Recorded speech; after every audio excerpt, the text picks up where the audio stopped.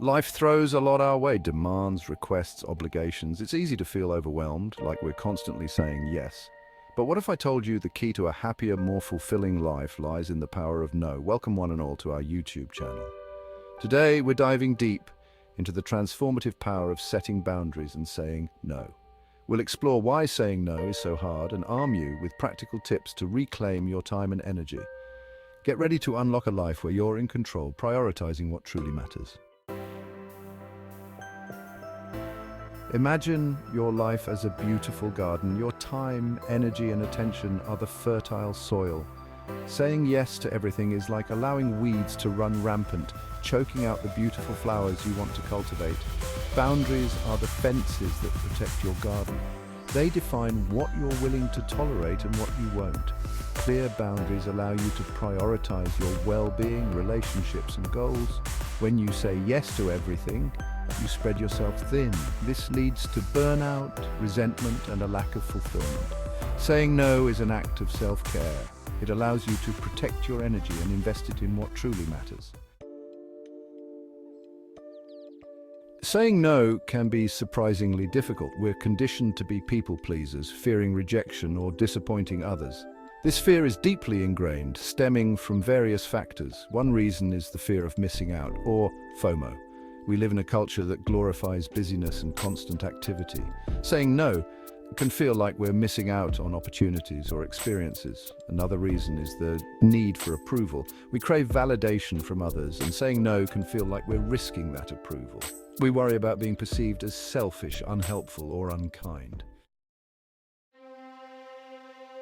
FOMO is a powerful motivator. We see others constantly doing exciting things, and we don't want to be left behind. Social media exacerbates this, showcasing curated versions of people's lives.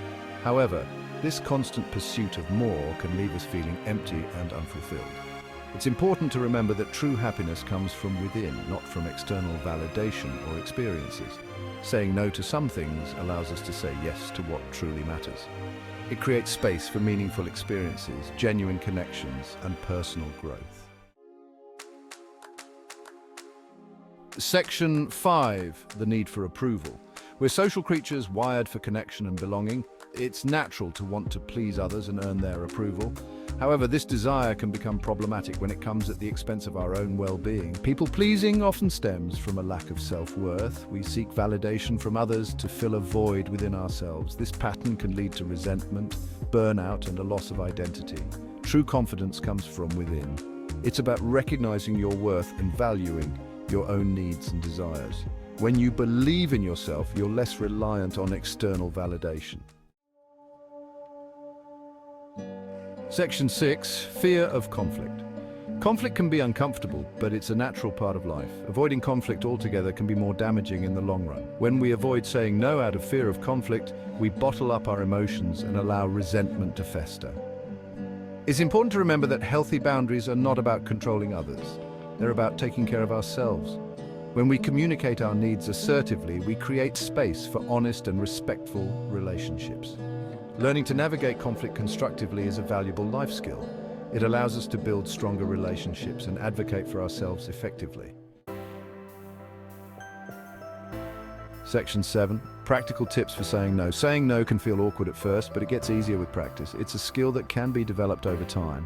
And with the right approach, you can say no without feeling guilty or uncomfortable. Here are some practical tips to help you decline requests gracefully and effectively.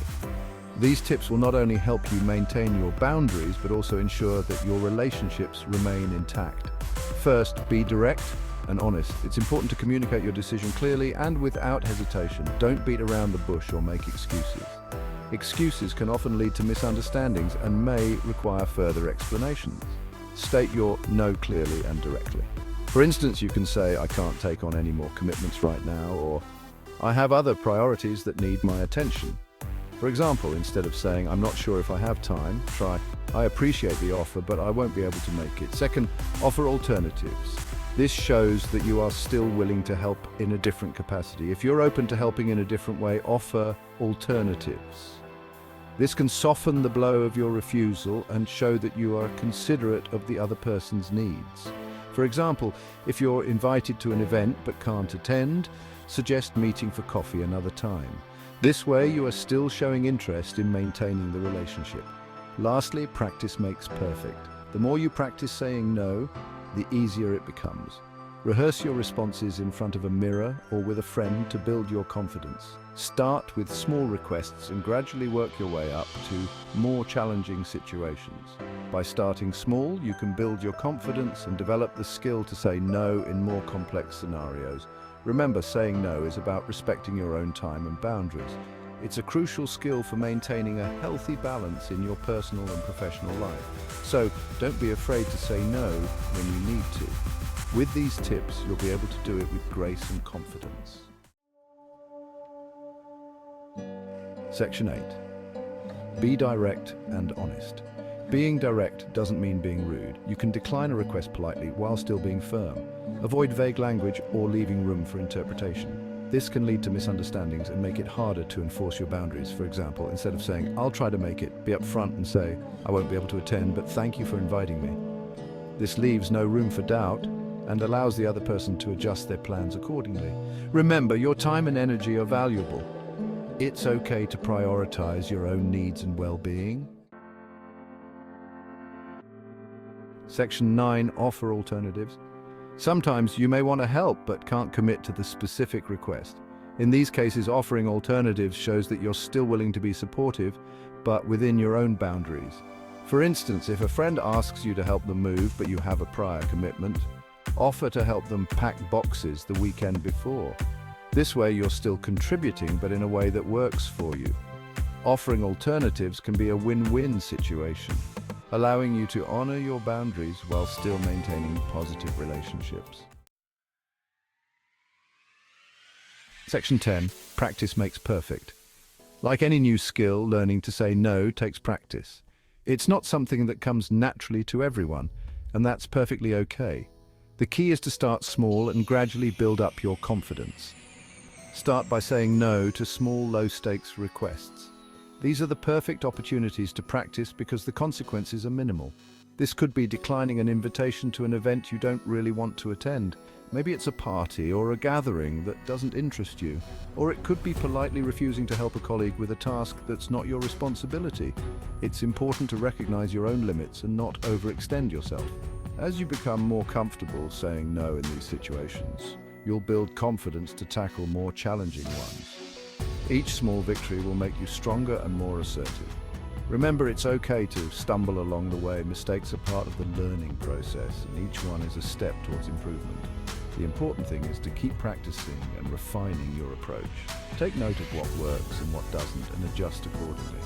Over time, saying no will become more natural. You'll find that it gets easier with each attempt, and your confidence will grow, and you'll be amazed at the positive impact it has on your life. You'll have more time for the things that truly matter to you, and you'll feel more in control of your own destiny.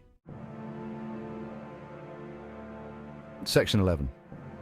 The transformative power of number. Embracing the power of no is a transformative journey. It's a path that leads to self-discovery and personal growth.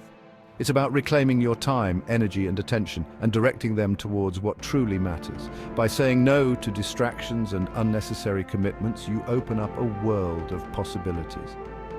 It's about setting healthy boundaries that protect your well-being and allow you to show up as the best version of yourself. Boundaries are essential for maintaining balance in your life and ensuring that you have the energy to pursue your passions. It's not about being selfish or unkind. It's about prioritizing your own needs and desires. When you prioritize yourself, you can give more authentically to others. When you learn to say no to what doesn't serve you, you create space for what does. This space allows you to focus on activities and relationships that bring you joy and fulfillment. So start saying no to the things that drain you, and yes to the things that light you up. Embrace hobbies that make you lose track of time and spend moments with loved ones who uplift you. You deserve to live a life that feels authentic and fulfilling, a life where your choices reflect your true self and your deepest values. What are your thoughts on the power of saying no? Have you experienced the freedom that comes with it? Share your experiences and tips in the comments below. Your insights could inspire others to embrace the power of no. Don't forget to like, subscribe, and hit that notification bell for more empowering content. Together, we can create a community that supports each other in living our best lives.